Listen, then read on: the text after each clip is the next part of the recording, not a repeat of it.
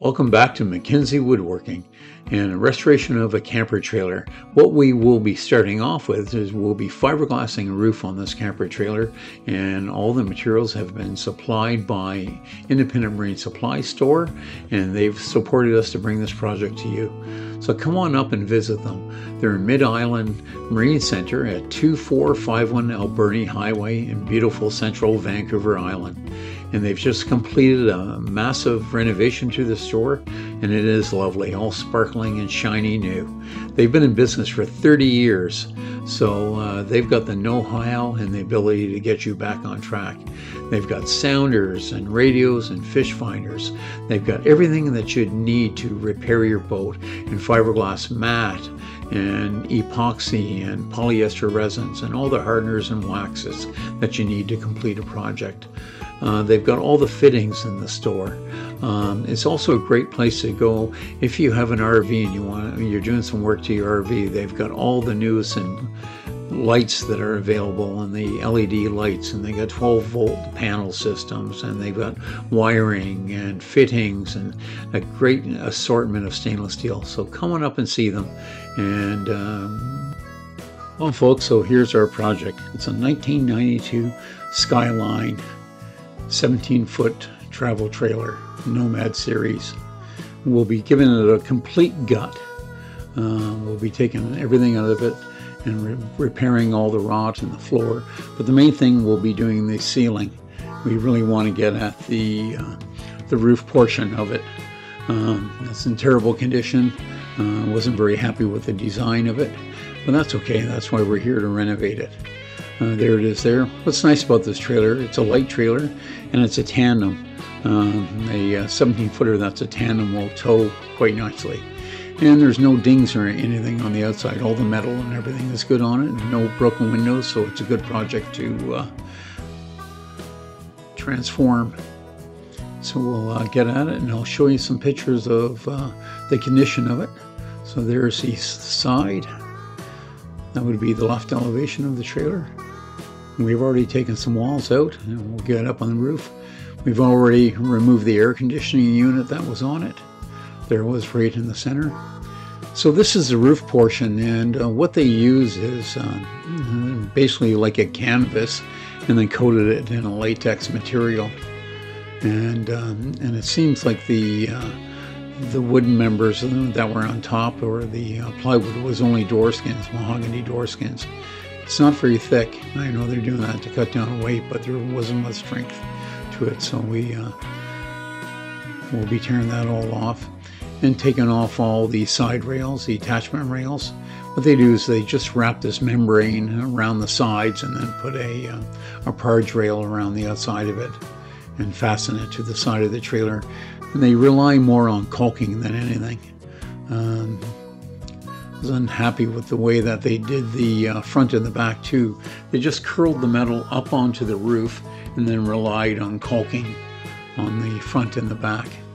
And so there it is, the sides. We're showing you where they've dropped it down, and there's a bead there.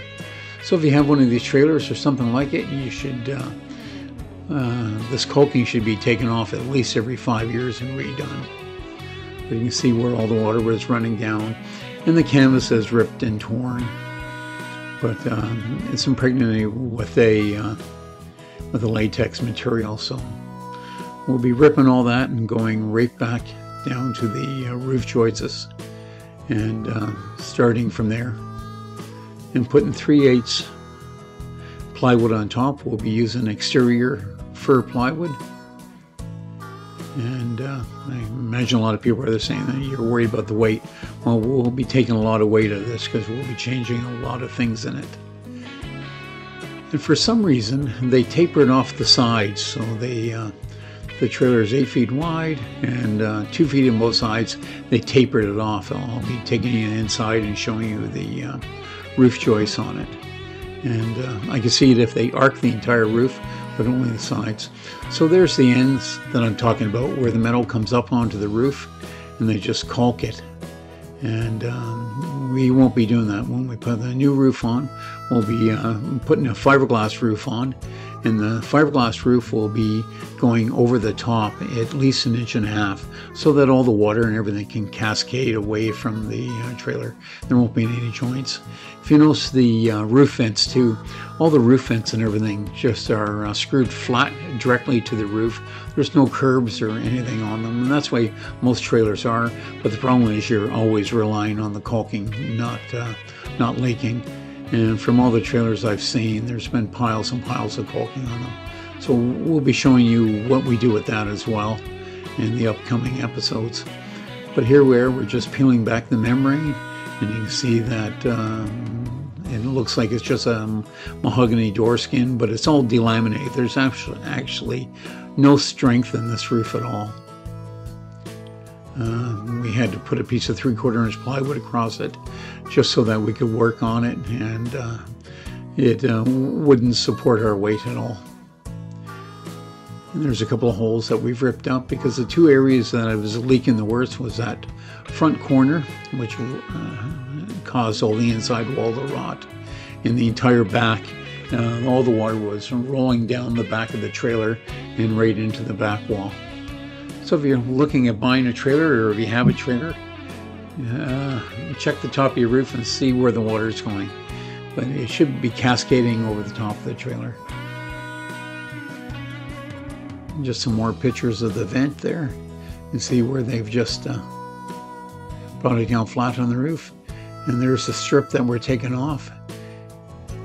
And like I said, the metal is just rolled right up onto the roof, and they're just reliant on caulking so that the water wouldn't back up and get under the metal there.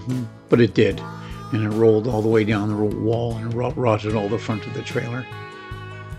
It's the same with all these vents. When we took the inside of the boards out, we found all that all along the vents, the water was creeping under them as well. So we're going to show you how we fix that. And like I said, if you're not aware yet, but we'll be putting a fiberglass roof on this and building curbs up on it and showing you how to do returns on the sides and how to make it watertight. This can be done to any trailer, so if you have a trailer now and you have a problem with your roof and you want to keep the trailer for a while, this will give you a 25 or 30 year roof without any problems, and you'll be able to walk on it.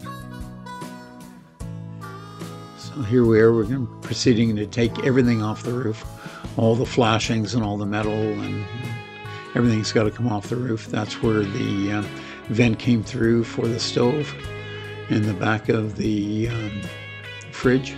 So we've taken all that off because we want to start with a fresh roof surface. As you can just see the delamination, I can just take my fingers and just pull it apart, and it's not very thick. It's only about 1/8 of an inch thick. But the good thing, the outside rim, there wasn't too much rot in it. They used solid wood. There was on the back portion, but we dug that out and repaired that as well. So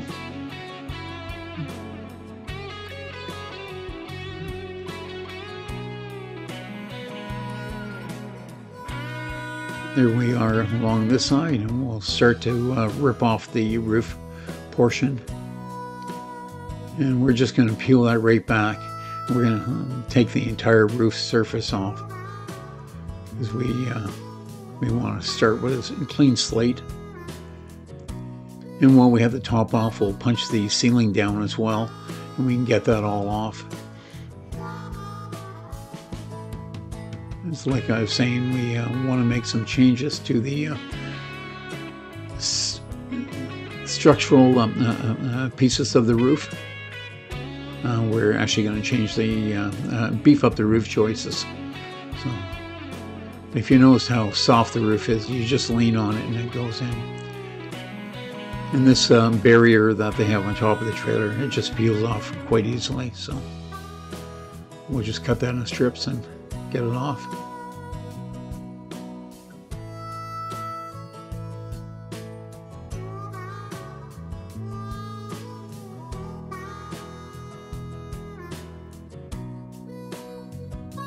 If you're doing this, wear gloves. I don't wear gloves too often, but they have a lot of small staples and stuff in this, so I had to go find a pair of gloves, and it stops all these small splinters from getting into your fingers, so, but it tears off quite easily. And because of the insulation, it's old insulation too, it's the old fiberglass insulation, you're going to want to wear a dust protector, or if you're habit to lung problems, you're going to want to wear a respirator. But it's outside, so there's lots of ventilation. But here we are just getting at it and getting it all apart. And we'll just roll back that entire roof.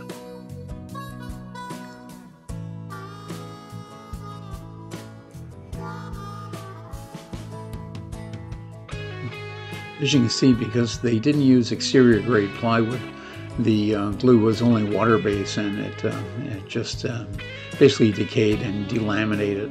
It didn't rot, but it did delaminate. So plywood gets all its strength from its lamination. So if you're going to put on plywood outside, it should always be exterior grade. The glue that they use in it is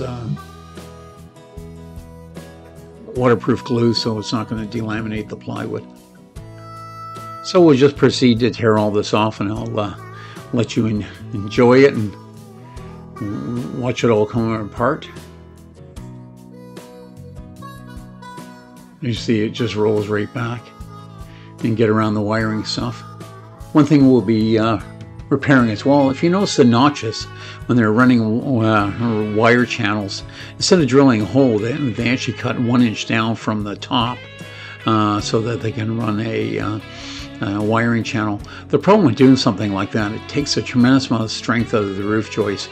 You can drill a hole and not lose much strength in the roof joist at all, but if you do make a notch like that from the bottom of your notch to the bottom of the membrane, that is the size of your joist strength. They've done a lot, so as I said, on the upcoming videos we'll be rectifying that and making some changes to the, and you can see that it's beveled down too. It only goes out to 1.25 inches on the outside edge, which isn't much for that wide of a span. I don't imagine too many people walked on top of it. So you can see I'm showing you where the water came all down the back wall here. So the water just came right down the back wall. We've already taken out the interior walls. There was a closet in the corner and a 3-piece washroom. So we've taken that out. You can see the notches in all the channels. And there's the other corner on the other side where we're working up top. You can see all the water that's just came down along the side. So we'll be clearing that all out and getting right back to a bare roof, and then we'll reinforce it before we add the plywood. But yeah, if you see, whenever we took out the settee that was in there, all the wall came out with it.